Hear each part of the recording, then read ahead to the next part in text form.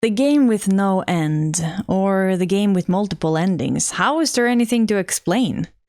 Funny thing being, you already know the answer, you just don't know it. After all, starting is easy, planning is simple, the ideas are flowing, and you have ideas. You can spend hours creating the perfect avatar, carefully selecting all their traits, likes and dislikes, their perfect setup of clothes and other preferences.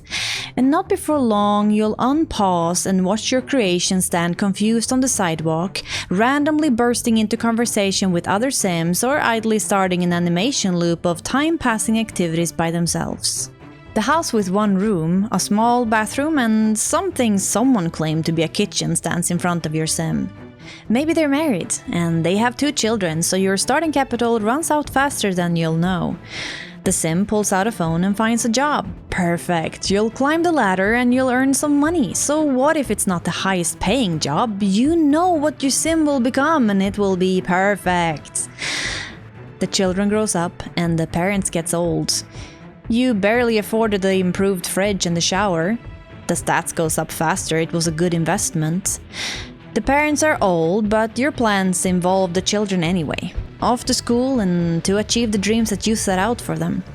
Maybe a few things change in your plan, but so what? You can roll with the punches.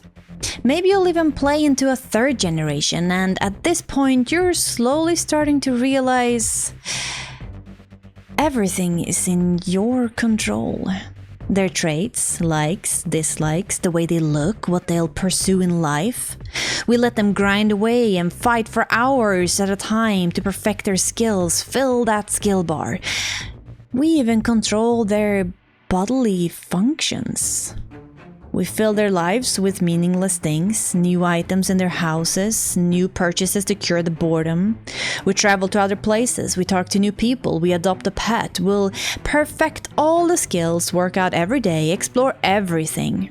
We modify our perfect children and we'll plan for the next generation. We'll ace potty training and homework, we'll buy magical items and new clothes.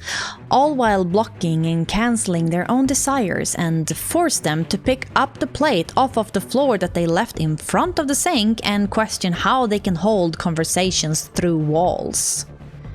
And it gets boring. It's too slow, it's too simple, it's too automated. Let's try something different. How about a huge mansion filled with spoiled young adults? Or maybe randomized creation and let's build a house of our dreams or buy the most expensive one at the block. Punch in the cheat code and create a family with a single adult. It's so easy. They don't have emotions or feelings after all. Be rude, be spoiled. Money, motherload. We don't even have to work. We can do whatever we want. But even that gets boring. How about a single mom with several kids? Completely burned out. Burn them out. Make all the stats red. See how far we can push it. How about a graveyard outside the house with tombstones from Sims that once lived in the family? Maybe they had some tragic deaths. Trap a few Sims in the pool or a room without doors. Maybe death becomes a regular visitor. There's cheat codes to make that possible too. It's the perfect, emotionless dollhouse in which you are in complete control. And things get repetitive fast. Reminds us of real life too much. So, we'll use the codes to grant us a few hours more of entertainment.